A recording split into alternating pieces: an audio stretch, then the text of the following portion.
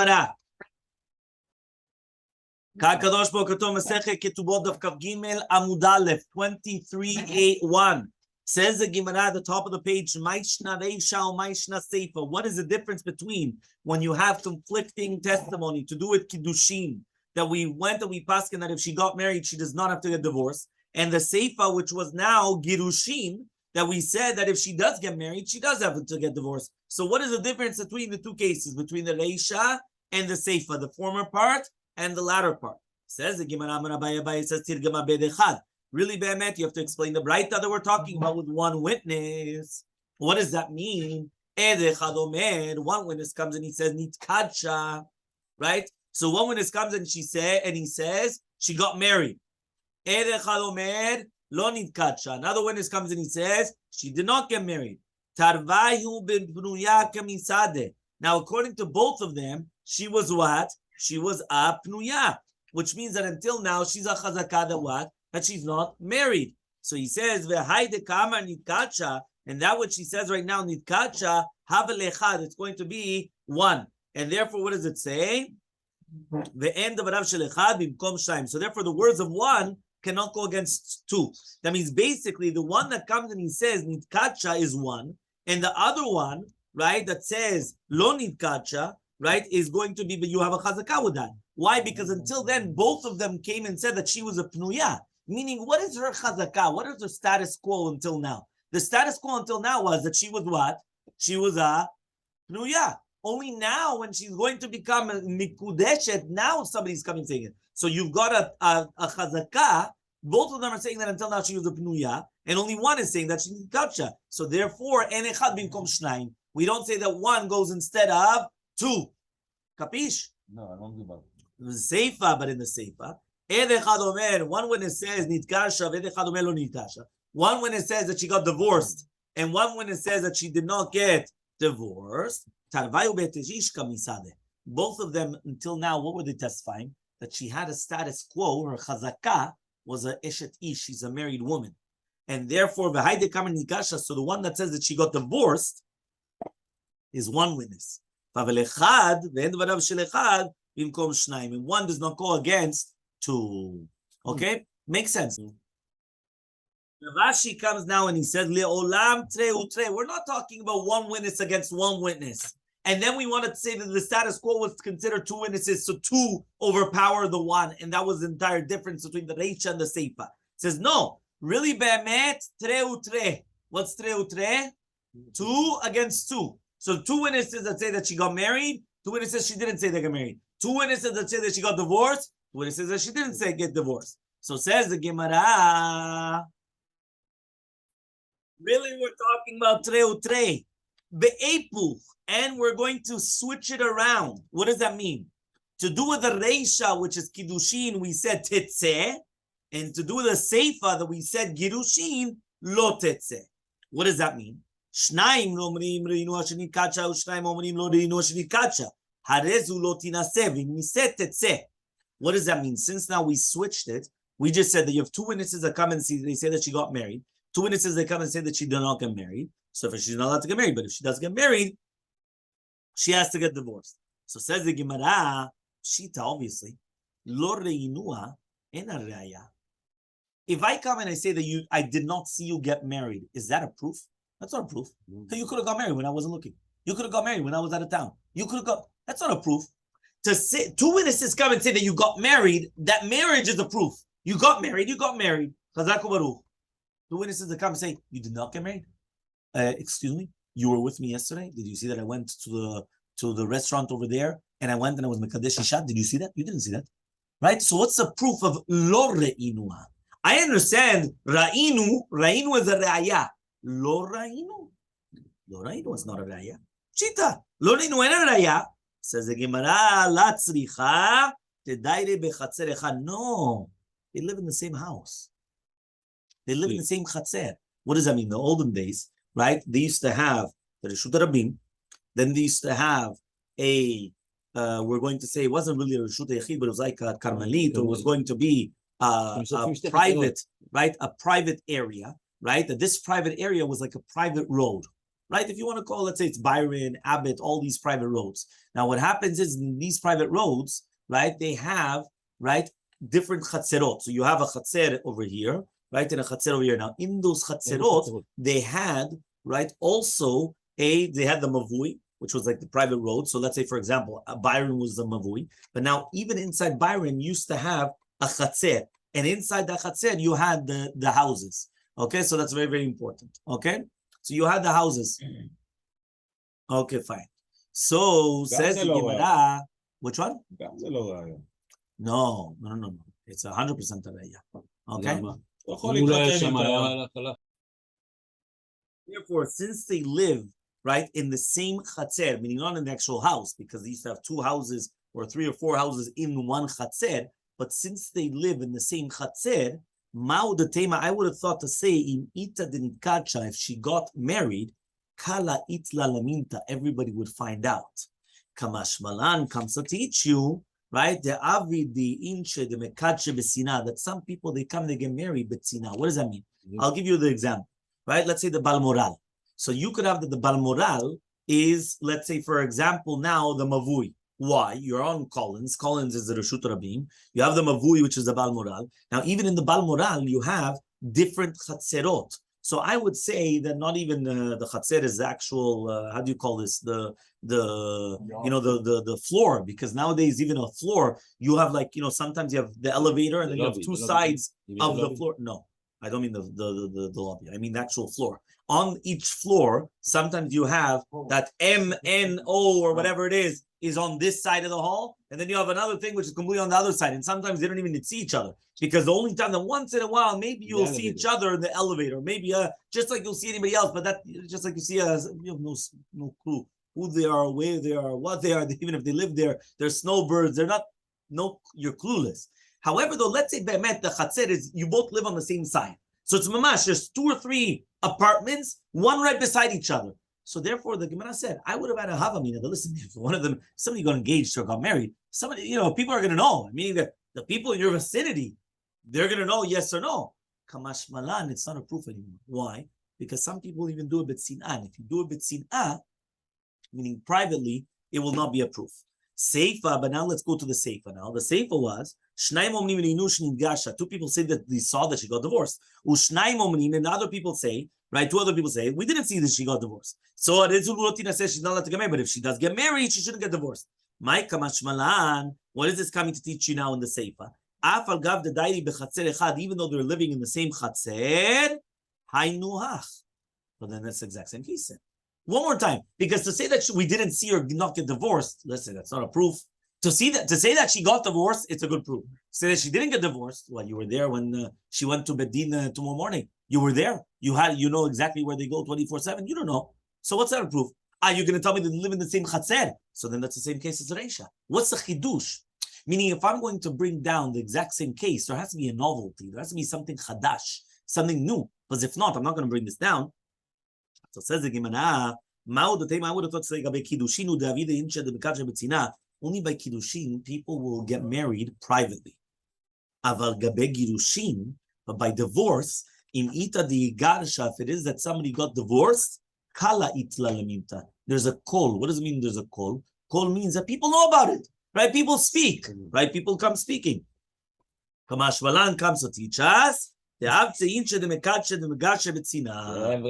What does that mean? He comes and he says there are certain people that they come and they do get married and they do get divorced. Betzina. What does that mean, betzina? Privately. Yeah, so some people will actually come and they'll get divorced privately. We already just mentioned that if right now she already got married and then witnesses came, so therefore she doesn't have to go out from the second husband. Why? Because at the time when she got married, everything was done by a 10. She had 2 witnesses that got divorced. She went and she got married, right? Or, for example, she went and she got divorced, even she said it on her own, she went and she got married. And now all of a sudden 2 witnesses come. And they say, yes, she got divorced. So now that there's witnesses, so now it's not a pesha asar or pesha itir anymore. Right? So therefore, it's a problem now. So therefore, still, look, that's it. So says the Gemara, Rav Oshia matni la reisha. Rav Oshia went and he taught this on the reisha. What does that mean? To do with that which we mentioned, we're in the middle of Kav Gimel Amud Aleph, yeah?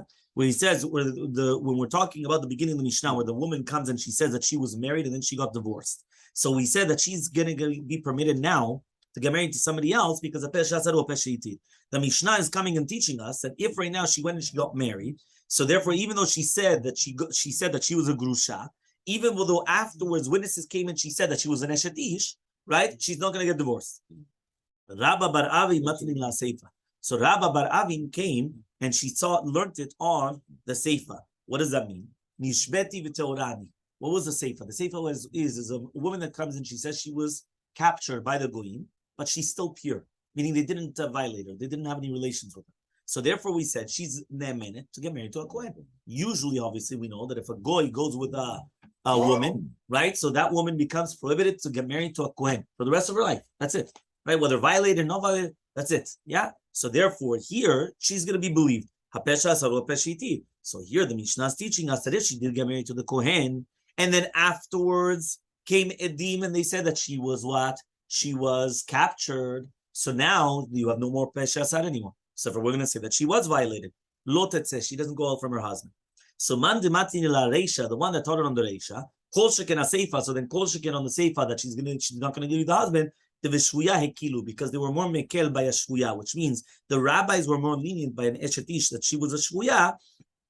Okay, that which she's going to become prohibited to a kohen is only going to be a chumrah because we're going to suspect that she had relations with the captives. Okay, but the one that comes and teaches it on the seifa, which is talking about the shvuya, but on the reisha, which is a married woman, they don't say the skula, which means that even if she went and she got married, now what? She would have to get divorced. Why? Because we don't have a pesha asad or a pesha itid anymore. Okay? Why don't I just say that this machloket between Rav Oziel and Rabbi Baravin is the machloket in Shitat Rav Amnuna. Rav Amnuna says a woman that she came and she said to her husband, "You divorced me." She has a chazakah. She does not have chutzpah keneged her husband. She will not come to Bedin and say in front of the husband, "You divorced me." A woman doesn't have that chutzpah. Right? Yeah, the man, the matula reisha. He says because, yeah. What did you say on that again? Yeah. Okay. So therefore, the man, the matula reisha, the one that says that we're talking about that if she got married, so then she doesn't get divorced. We're talking about that she said that she was married and then she got divorced. So he holds like Rav Amnuna. Why? Because a woman's belief to say grushani. Because since there's a chazakah that a woman does not have the audacity, the chutzpah, to say that the husband divorced her, she's going to be believed to leave. But the one that says that you're talking about the seifa, which we're talking about shvuya, he doesn't hold the Rav Amnuna. Why? Because there it's only because of the din of the pesha asad, and here you don't have it. So he says, no. Everybody holds a Rav Amnuna that a woman does not have the audacity to come and tell her husband that you divorced him. Everybody agrees with that. Yeah. So here, what is exactly the machloket? The more savar ki itmar de Rav Amnuna befanav, aval shelo befanav meiza, umor savar shelo befanav nami ena meiza. So that means like this. Everyone agrees to Rav Amnuna to the concept that a woman will not have the audacity to lie in front of her husband, saying, like, not just a white lie, to say that he divorced her. A woman wouldn't be able to do that. Yeah, she wouldn't be able to do that. But the machloket is that only in front of him? Or is that behind his back also? According to one man, the Amar, when does Rav Amnuna say this? Only in front of him, which means she cannot look at him in the face, right? Because they're going to be there, the Bedin. And they're going to say, no, look at your husband. Now say what you're saying. Now, a lot of times, if they already want to come and say a lie, they won't be able to look at the guy straight in the face like that and start saying a lie. It's you understand? They drop the eyes, drop the face, drop the this. They don't want to look at them the entire time. You understand? There's certain trials. They don't want to come and look at them the entire time. Why not? Because they don't want to, you understand? They don't want to give over things. They don't want to, so no eye contact. They don't want to look at them at all. Right? Here though, we're saying if it's in front of her, right? Which means, in front of him, she's in front of him, according to everybody, she will not have the audacity. The question is, what's if it's behind his back? Meaning he's not there. Would a woman do that or not? So the first one number said, a woman would only not do it befanav. Shelo befanav can be izah. She would do it if it's behind his back. However, though the other Rambam said no, then afilu shelo befanav also enemiza. V'im meshini said ba'oedim. So now we're by the two dots. The two dots said, what happens now? She got married, and only after getting married, now the witnesses come. So says the Gemara, the father of Shmuel says, "Lo sheniset niset mamash." We're not talking about mamash that she actually got married, because then there's nothing what to talk about. Ela kevan shitiru linaseh al pi af al pi shelo niset. The second that they give her a petek, the second that they gave her a piece of paper that she's allowed to get married, that's already that she got married. That means we're not talking about she got married before al, meaning that she actually did get married, because that there's nothing to talk about. We're talking about the permission. Once she got the permission slip, that's it. Even though she didn't get married yet, she got the permission slip. So says the Gemara, what are you talking about? So then she doesn't leave. She doesn't leave. It's not that she got married and now she doesn't leave the husband. So no, lo tetzeh is not of the marriage.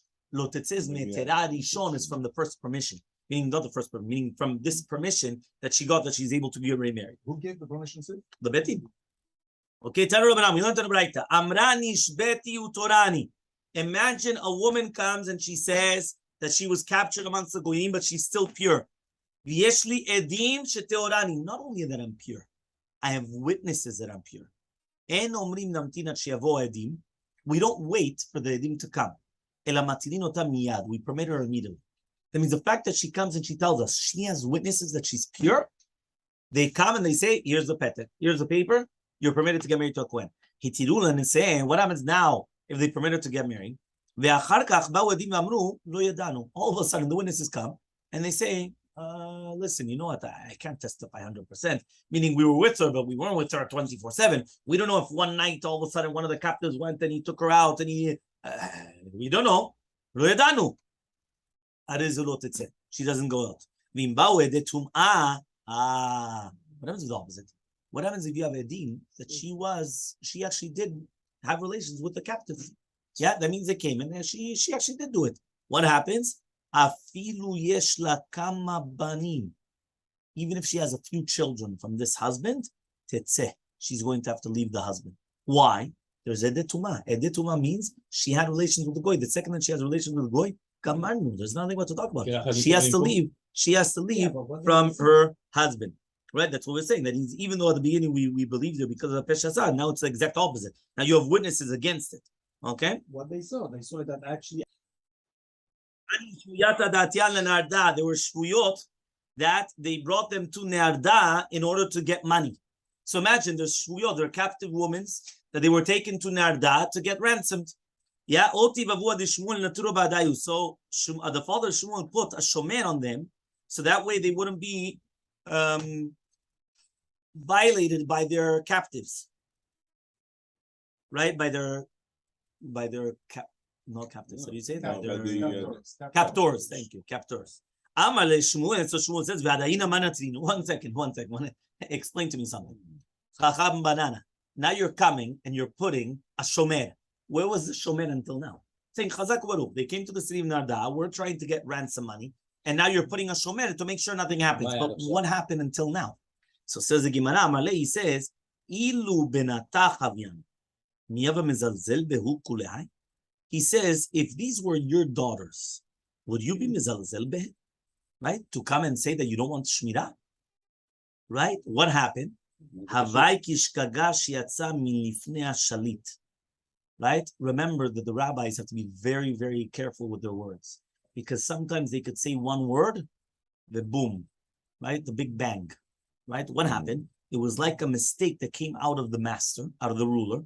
And what happened? The daughters of Mor Shmuel were captured. Yeah, the second that he went and he said, if they were your daughters, you would be mizalzel ben. Why? He was trying to tell them, even if you're right, that until now there was no shmirah, you don't want shmirah at least from now on. But it didn't say right? they want shmirah. Right? Wouldn't you want shmirah from now on? Obviously, yes. So therefore he went and he said, if they were your daughters, you wouldn't want to, you would be mizalzel by him. For sure not. They went and they were captured. Right? And they went up to Eretz Israel. So they went and they put the shovehen outside of the Bet of Midrash in order that the Chachamim should see them. And they didn't know that they were shvuyot, right? Only because of their testimony. They went into the Beit Midrash of Chanina Hamran. She said, "Nishbeti Torani." Each one went and they said that she was captured, but she was pure. Sharinhu, right? And then what? They permitted them to get married to Kohanim. Sof ul atu shavyanhu. Then all of a sudden came the Shovehen into the Beit Midrash. Amar Rabbi Chanina says Chanina benan demodyaninu. Right? These are girls. These are the daughters of people which are very, very great, and therefore they knew how to do it to actually testify that they weren't disqualified. Okay, so what happened? You understood what happened? Basically, what happened was that the girls, they were so smart. They went and they told their captors, "Give me a few minutes." They go into the Beit Midrash. They say, right? They were captured, but she's pure. The other one, they were captured pure. They give them a psak. No problem. You guys are pure. And all of a sudden now they come out and they say, now you guys can go in. They go in and they ask for the ransom money. So now these are like, now that's known. So which means that these rabbis from Eretz Yisrael already said, if these girls know how to do such a thing, they have to be daughters of Talmidei Chachamim. That's for sure, because it doesn't make sense. What happened? It was the daughters of Moshe Shmuel. So he says, go to be metapel in your family members, meaning go get married to one of them. Elmaleh says that Rabbi Chanina va'ika adim in Medinat Hayam. 1 second, but there are adim in Medinat Hayam. There's a kolum in Medinat Hayam in Bavel that what? That they were captured. So if they were captured, I'm a kohen. How am I going to get married to them? So he says, he says, 1 second, but are there edim now in front of us? There's no edim. Edim betzadastan. The edim are found in the north that said this shouldn't be prohibited. Obviously not, which means since they didn't testify before the marriage, we do not prohibit them, and therefore you're allowed to get married to them. So therefore, that's exactly what he did. The reason why is because edim did not come. But if edim will come, obviously it becomes prohibited. 1 second, I thought that Avoid Shmuel said that the second that you give her the slip, not the pink slip, but the white slip, whatever you want to call it, the paper, right? So now it's permitted. Yeah. So what's the problem then? Even if there are going to come edim afterwards, what do I care? The second she was given the permission, she's given the permission. Ravashi says no, right? We're talking about what happens if there's edim in Medinat Hayam, that there's edet tum'ah, which means that maybe there's be'emet edet tum'ah, and then there's going to be a problem, because if there's edet tum'ah, now it's not going to help you anything. The second there's edet tum'ah, that means edim that she was actually violated. There's nothing what to do in this case. You understand? Fine. As a Gemara. 23b.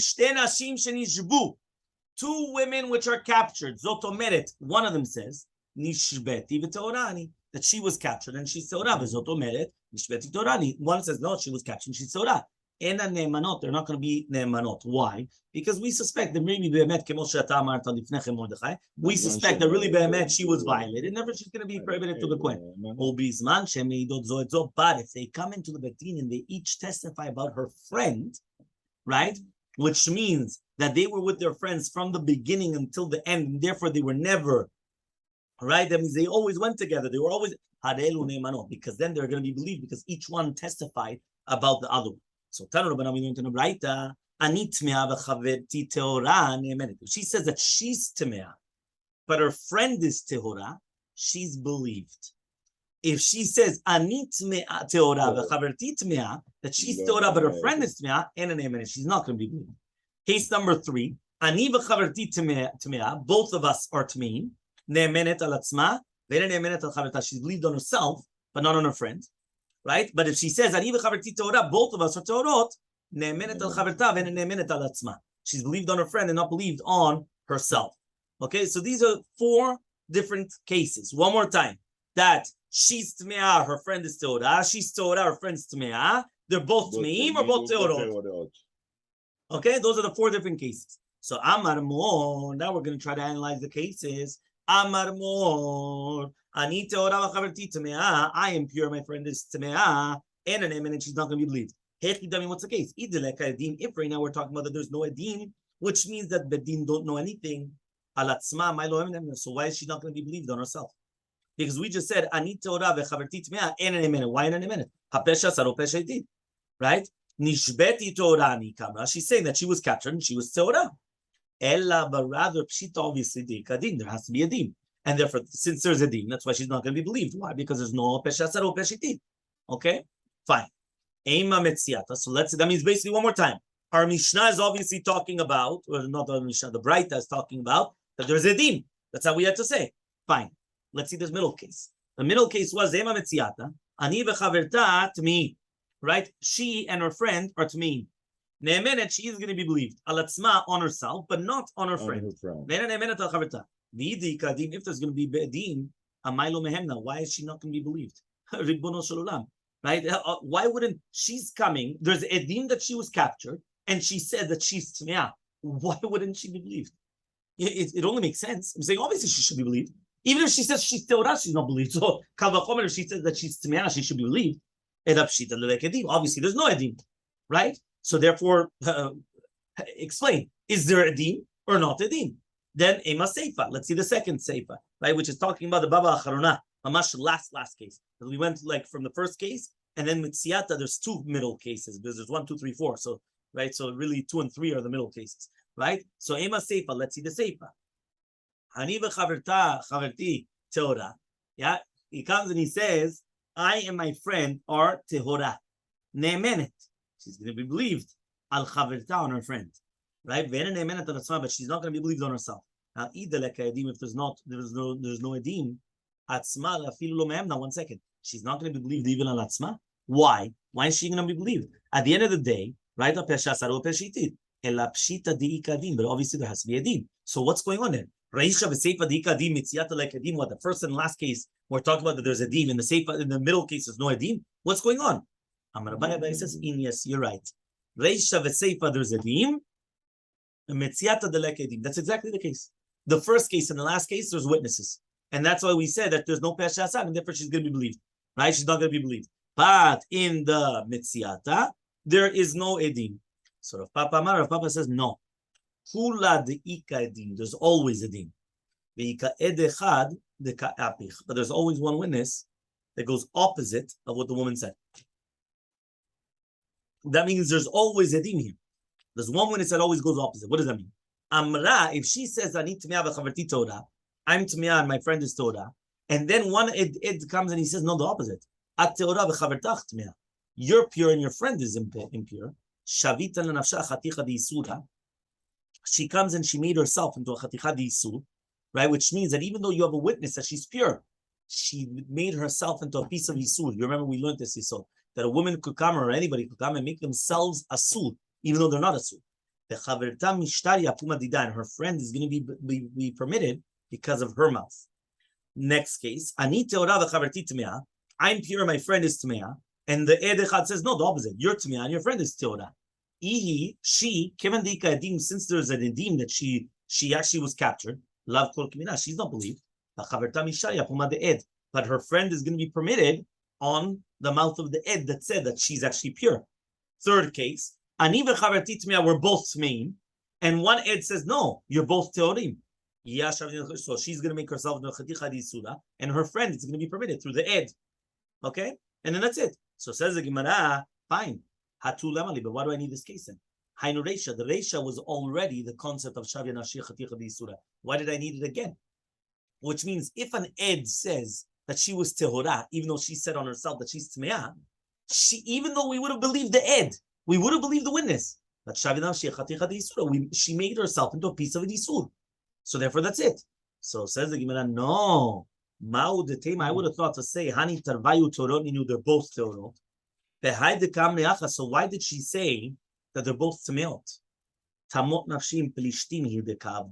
Because she wanted to prohibit her friend, right? So she was able to prohibit herself in order that they would believe, in order to testify their friend. Which means this. We remember I told you the concept of tamot nafshim pelishtim. Shimshon, after he was captured, right? He had no strength, right? Because the Goya, the wife, she tricked him. She cut his hair. He lost all his strength. And then what happened? Right? He was taken captivity. They poked out both his eyes. And then what did he say? He went and he said, Tamon Nafshim Plishtim. He was going to die anyway. So he says, if he's already going to die, he might as well kill all the Plishtim with him as well. So it's Tamot Nafshim Plishtim. So what did he do? He went and he asked HaKadosh Baruch Hu, give me one nekama from one of the eyes. And therefore he went, he got his original strength back, and he took down the entire Colosseum. He took down the entire building with him. And more people died in that day than he took down Mamash, the entire building. Okay. Chazak u'baruch. So now the question is, here, sometimes people do that, which means sometimes people are they're able and they're mamash capable of taking down somebody else, because since they're going down, they might as well take somebody down with them. Which doesn't make sense, because at the end of the day, what? That's what they're able to do. Right? That's what they're able to do. Right? So I would have thought to say that means the reason why she said that she's also Tameah is to take her down as well, because anyway she's going to become taking down. So she might as well take her friend down as well. Kamash Manan comes teach you, right? The third case, that also in this case she's going to be believed on herself to prohibit herself, right? But we're not going to make a chazakah that she's going to be prohibited because of Tamon Hashim Plishtim, right? We don't say that. The fourth case, Ani v'chaverti Torah, we're both Torahs. The Elmaleh Echad said no, you're both Tmeah. For her, since she's got edim that she was taken to captivity la komuna, she can't do anything. But the chaverta, she becomes permitted, right, because of her. I mean, since the friend didn't have any edim that she was taken into captivity, so she becomes permitted because of her mouth, because she said that she was. So says the Gemara, why do we need that? Hanu dereisha dereisha. That's the first case in the reisha of the reisha. So says the Gemara, I would have said kemehemna b'mkom the pasanavsha. When is she believed? Only if she impurifies herself and she purifies her friend, then she's going to be believed. But if she's purifying herself, I would say that she's not going to be believed. Kamash Malan comes teach you that she is going to be believed in this case to purify her friend. Says a Mishnah, right? The same halacha would apply with two different people. Each one comes and he says that I'm a kohen. They're not believed of themselves. But if they testify about each other, they are believed. Rabbi says, what are you talking about? We can't bring up to kiuna with one witness. Rabbi says, when do we say this klal that you cannot bring up somebody to a kohen with one witness? Only if there's somebody that's going and reclaiming against it. But if there's nobody that goes against it, you do bring up the kohen al piyad echad. Rashbag says the name of Rishmon as ben Asigad. You do bring up to the kohen al piyad echad. Okay. So now in this, how do you call this? In this perek, we were talking of the four different dugmaot of a pesha asar or peshitid, and now the Gemara is going to explain why do we need all these cases. Okay. So now the Gemara is going to say like this. Why do we need all these cases exactly? Why do we need all these cases? Says the Gemara like this. We need these cases. Why? If it was only going to be the first case, what was the first case? Model Yeshua. You remember Model Yeshua? Somebody comes and he says that this field actually belonged to your father, but I purchased it from your father. Okay, that was the first case, if you remember, yeah? So there, I would have made a mistake and said that only in that case you're going to be believed, right? By a pesha asad or peshitid, mishum de ikadrara de mamona, because there's a said mamon, which means if it's known, right, that he would actually lose the field, so it's pashuta davan that if it wasn't barur that he actually purchased it from the father, he wouldn't have said it, because basically the guy's putting his foot in it. If somebody doesn't know that it belongs to the father, why is he going to say it belongs to your father? He could lose the entire thing. So obviously he has to be certain that he actually purchased it, because if not, he wouldn't have said it. So therefore we believe him. Why? Ikadrara demon. There's going to be a said mamon. Avaledim, which is basically these are now witnesses that they're coming and they were saying, listen, there was the next Mishnah that basically the witnesses come and they say, yes, this is our signatures, but we were forced to sign, right? Or we were psulim, or we were psulei edut, or whatever the case was. You remember that's what we were family members, right? So in such a case, right, this was the second Mishnah. Yeah, so avaledim, but to do with the witnesses, the lekadra mamon, there's no said mamon, right? Even if they're going to come and they're going to verify the document, there's nothing, they're not losing any money. So Elmaleh, I would say that you're not going to become and you're not going to be believed. Okay, so that was the second case. Now, if you're going to tell me now, right, that we're only teaching the case of edim, which is basically, again, the witnesses come and they say, this is our signatures, but we were forced in a juror. We were either forced to say it, or we were family members, or we were pasul edut, mishum de alma, because really, be'emet, this is going to be ana'ah for other people itself, which means that for other people to have a benefit, they wouldn't come and they wouldn't retract. So therefore, they're going to be believed, right? Why? Because of a pesha asad. Aval ihu, but now here, when you come and you're going to say in the first case of the Mishnah, which is the first Mishnah that I bought this from your father and now it's mine. I mean, this was your father's and I bought it from him. That I'm getting the benefit. So for here, maybe bemet, I wouldn't believe it. That's why you need both cases. So basically what we're trying to say is we're trying to understand why do we need all these cases in the Mishnayot. We had a few Mishnayot already. The first Mishnah was to do with the concept of that I come and I say that this field belongs to your father and I purchased it from him. So that's case number one. The second case we're going to see is about the witnesses. They say, yes, this is our witness. This is our signatures. But A, B, C, D, whether it's that we were forced to sign it, we were family members, we were psulei edut, or whatever the case is. And then we're going to have another few Mishnayot. So one second. Okay. So therefore, each one is a different reason.